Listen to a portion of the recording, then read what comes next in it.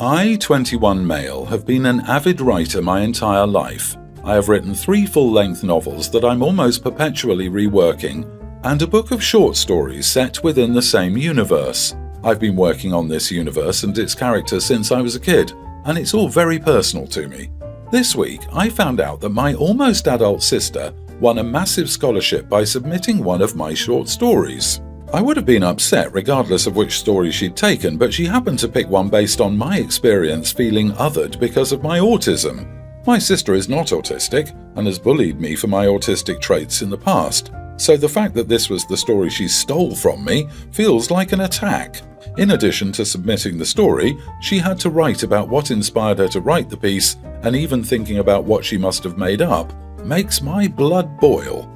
My parents are currently struggling for money, and this scholarship would pay for almost her entire first year. Both my parents know what my sister did, and they have both asked me to just let it slide, because my sister having this scholarship is helping our family out a lot. They were also worried that the school might find out and rescind her admission. They're both using the excuse that she's just a little girl who made a dumb mistake, and that it would be petty and over the top for me, an adult man, to hurt her future over it.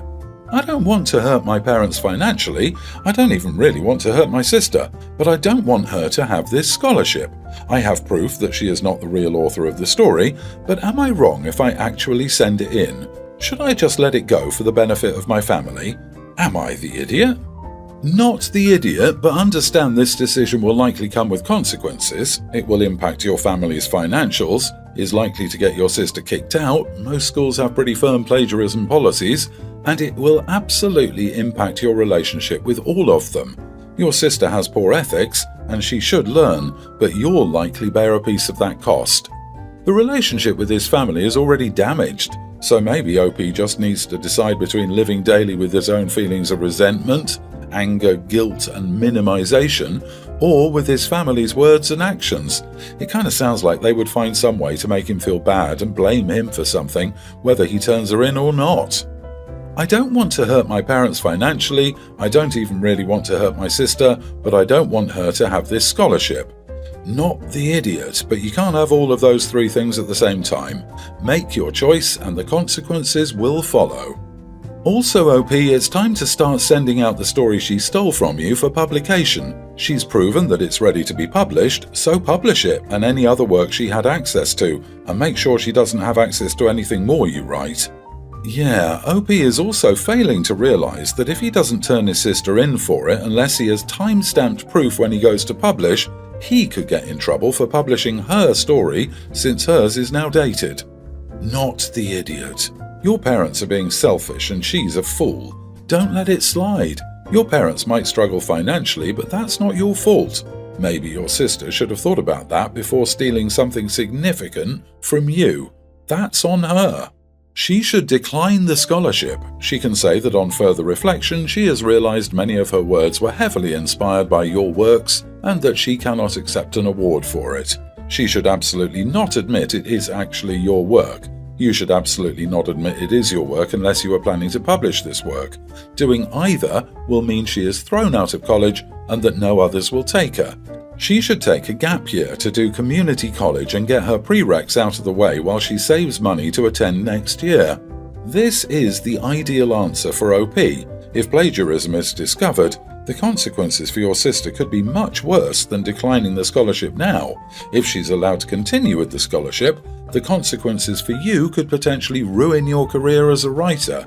Have your sister and parents read her university's policy on plagiarism and academic theft? It's likely expulsion and marks on any transcripts provided to other schools. Hopefully, that will wake them up to all the seriousness of what she's done. So my boyfriend, 25 male, and I, 23 female, have been dating for about 2 years now. Things have just hit a pretty big roadblock for me. 6 years ago, I got laser hair removal done from my own pocket because I had genetically super thick and long hair, and I was hairless for about 5 years. This last year, some hair started growing back, and I decided not to do anything about it. I have extremely sensitive skin, so shaving, using an epilator, and using hair removal creams makes it extremely irritated.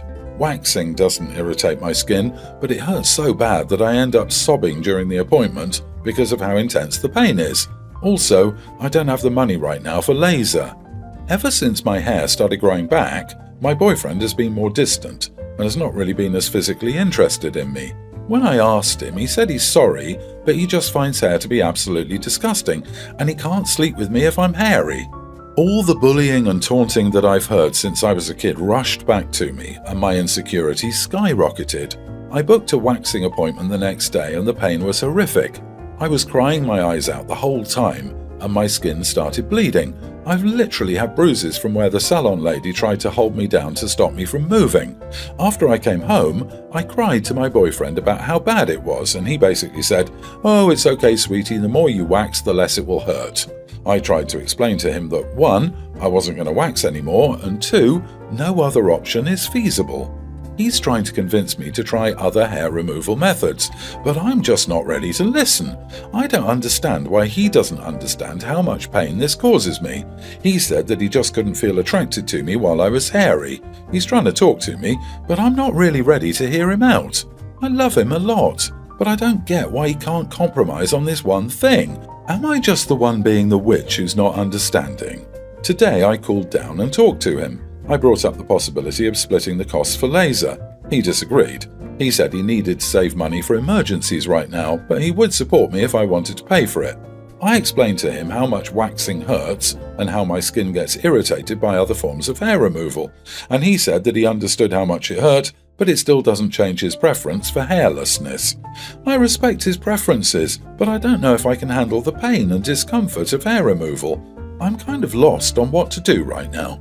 It's absolutely crazy to me that he doesn't care how much pain it caused you. His preferences don't override your pain. Take care of yourself and find a partner who loves you. He's allowed to have preferences, but you have the final say on your own body. If I were in your shoes, I would see this as an incompatibility I just learned about, and I'd be glad to know that I'd be better off single. At this point, I don't think it's a preference anymore. This guy literally took it to an extreme. You don't want to wax? Like what? 10 out of 10, this man probably has hair on his body as well. If he cared so much, he'd be considerate about the pain she was undergoing in the waxing session and would go half for laser hair removal. She's literally doing all this for him. This man is so weird. From a fellow hairy gal with thick and long leg hair, you don't deserve to be treated like this. He cares more about his own desires over your pain. That's pretty telling of who he is as a person. Would you make him go through something painful just so you think he's attractive? What if you got into an accident and had scars? Would he stick around or pressure you to get plastic surgery to cover them too? There's plenty of guys that don't care about hair. Can we all take a moment and wonder at the update where he very generously offers to applaud her for paying for it herself, but he can't afford it even though it is his demand because he wants to save money? And what about her money? You think women want to spend 3 paychecks in one swoop to conform to his stupid need for no hair? Oh my god, dude needs counselling. Update. We broke up. It's hard to break up with someone you've been with for 2 years, but I decided that it just wasn't worth it, and he agreed. So we decided to part ways. He gets to keep his preferences, and I get to keep mine. My almost adult male mother's 38 fiancé Larry, 40, moved in with her 3 months ago. They were dating for 3 years before the engagement, but I hadn't met him before, although he seems nice enough. Larry has children from his previous relationship. We'll call them Jesse, Kelly, and Sam. Sam has Asperger's and severe sensory issues. As my mother lives in a 3-bed bungalow, the twins have been given the spare room and Sam what was once my room as I only visit on weekends. For the first weekend after they moved in, I had to share a room with Sam, but he needed to listen to music to sleep and would not wear headphones as he couldn't stand their weight. He apparently struggled to sleep listening to me turn on the blow-up mattress, so since then I've had to sleep in the living room with the dogs, who start barking at 6 a.m. There are no curtains in the living room, so the street lamps outside shine onto my face, and it's next to the twins' bedroom, who play music until 2 or 3 a.m. I also have to be up by 7:30, so Sam can watch cartoons with his breakfast, or else he throws a tantrum. We all basically live by Sam's schedule, and I no longer have fun weekend outings to the beach or the arcade with my mother as Sam doesn't like spontaneity. I know it's hard for everyone, but it's been 3 months, and it's not getting any easier, and I'm exhausted by Monday after barely sleeping every weekend. As an almost adult, my parents have allowed me to decide how often I spend with each of them, and I've requested to not stay over at my mother's anymore as I prefer my bedroom at my father's to the blow-up mattress in her living room. My mother was clearly hurt by this and taken aback, apparently unaware that I hated the arrangement so much. I have no issue visiting on Saturdays, so I still see her, but I do not wish to sleep over. My mother has been trying to convince me to change my mind and not to throw our relationship away over one hurdle. I don't want her to feel as if I'm punishing her for something that isn't her or Larry's fault, or Sam's for that matter. Still, I also don't think I'm entirely unjustified here, as nobody seems to be taking my feelings into account, or how I would be affected by sacrificing my room, even if I am only there 2 days a week. Am I the idiot? Not the idiot. It's not Sam's fault, so he's not an idiot. But neither are you. The home isn't large enough or laid out correctly to accommodate the people living in it, and that's just how it is. You have every right to sleep and comfort in a place that's supposed to be your home, just as Sam does. You haven't asked him to modify any of his behavior. You're adapting to what works for you. Your mom is an idiot for guilting you into staying. You still come see her and visit, you just leave for sleeping. And honestly, there's nothing wrong with that. Not the idiot. You're not throwing your relationship away. You're trying to compromise by at least visiting but not sleeping over. Sleep is essential and you clearly can't get that at her place. It's not her fault, but there needs to be a workaround. Not the idiot. Your mom gave your room to her husband's kids and completely displaced you. This is your mom's doing. They could have dealt with this situation with more grace and tact for all of the kids. Your mom and her husband have failed the kids in their merging of families.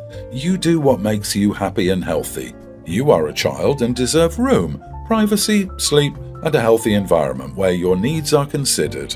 Here's an idea. If she wants you to stay over so badly, she and her husband can give you their room for the nights you stay. That way you can sleep and they can deal with their own child. My 35 male wife, 34, is 12 weeks pregnant, and so far the pregnancy has gone well with just some nausea. Given that the second trimester is almost here, we expect her to start feeling better soon.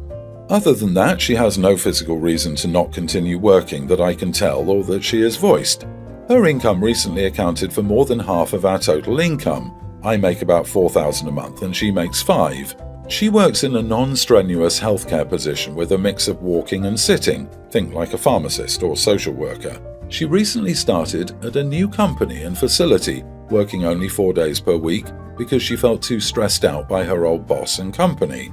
I've been very supportive of her changing jobs for her mental health, though the job change thing is becoming a pattern. It seems like a career change is probably in her near future, which I'm fine with, but during pregnancy is likely unwise. Now she wants to quit her job, so she has more time to, paraphrasing here, relax, read books, clean, visit family and generally take care of herself. We live in a high cost of living area. Our one-bedroom rent is $2,200 a month, and with all our other bills, we could scrape by on my income alone but would not be able to contribute to savings anymore. We have a 6-month emergency fund and are putting away savings for a house down payment when that time comes.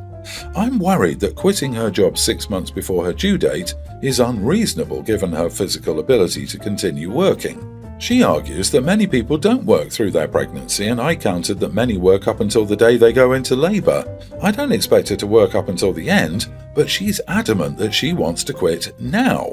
Am I being unreasonable for wanting her to continue working in the meantime, continue padding our savings for any unforeseen circumstances, and reassess how she feels in the future? She wants to be a housewife. Time to take out a spreadsheet and discuss the issues with her, show her the numbers and ask her how she plans to afford a child. She wants a lifestyle that you both haven't created. What are you both willing to sacrifice and change for that dream? Time for discussions and hard numbers. Are you guys planning for her to stay at home once the baby arrives? I didn't see that in your post. If not, then she shouldn't be looking at quitting at all. And if you can barely scrape by with only your income, then her staying at home doesn't sound like a solid plan. It sounds like she just doesn't want to work. I get it, I don't want to work either. But we have to have enough money to live and save for the future, so I've always worked. Even while I was 41 weeks pregnant. Having a parent stay at home is something both partners need to agree to. If you aren't both bought in, it is a breeding ground for potential resentment. She's getting you ready for the "I've decided to become a stay-at-home mom" speech, and you either accept that or try to divorce her, and her having a newborn and no job, bye-bye half of your income at least, lol. I don't envy you right now. Pregnancy isn't comfortable, and I understand why she would like to take it easy, but honestly, I think you have every reason to be worried. $4,000 a month to live on when you pay $2,200 in rent doesn't seem feasible. Subtract food and bills and that doesn't leave anything. I think you need to sit down with her and have a list of your bills, grocery money, it's more than people think, gas, and then money for things you wouldn't think of like clothing, prescription, car repairs. Have that list, then compare it to monthly income. Hopefully, that will open her eyes. My wife's parents are having a birthday dinner for my wife this weekend with her siblings and me. My wife and her family are all vegetarians or vegans except for my brother and his wife. I'm not a vegan. In fact, I'm a man who loves meat. My wife knows this, and while I don't expect her to always include it in meals, we do have it in the house. And she will sometimes make a meat option for me, like if she's making lasagna, she will do a half meat, half vegetarian. Her mom couldn't reach her today while my wife was working, so she called me to confirm the time we're going over for dinner. And also, she wanted to talk about the gift she got for her. While we were on the phone, I asked what dinner was, and she told me they were making vegetarian coconut curry and vegan patties. I asked her very casually if there would be any meat alternatives or if there would be chicken on the side, to which she was as if she hadn't planned for that. I asked, not demanded, if she could pick up some chicken for the curry for her son and me since we're not vegetarian. She seemed to be annoyed at my question and said she would think about it, and I thought that was the end of that. I casually told my wife about the situation while she was on her lunch break. She said I was very rude in asking because her mom is already hosting and planning this dinner, and I know they don't eat meat. She felt this was an unreasonable request and she wants me to call back and just say thank you and I'm excited for Saturday. I can see how maybe it was out of line, but I don't think it was super unreasonable to just ask. Am I the idiot? You are the idiot. Is it really that difficult for you to eat the vegetarian option for just one meal? Especially considering you're not the one hosting. Asking them to spend extra money and time preparing a meal just for you is kind of rude. Yes, your wife is right. This is just horrible manners. It's one thing if you have an allergy or a dietary restriction. It would probably also have been okay to say, "Hey, sounds great. Would it be okay if I made a meat dish and brought it as an option for my brother-in-law and me?" But you asked them to prepare a whole other dish for you based on a preference. Not the idiot. Maybe it's a cultural thing, or maybe the people I know are just weird, but everyone I know in my family and friendship circle will actively ask those invited if they want a particular food to be present, or if they're okay with what's being planned. From my perspective, and presumably the perspectives of those I know, I want to be as good a host as I can be, including making sure everyone is happy with the food on offer, especially if I were making food that I knew wouldn't appeal to everyone. Vegetarian, for example. I find it rude to not make sure people are okay with the planned food. It's his in-laws.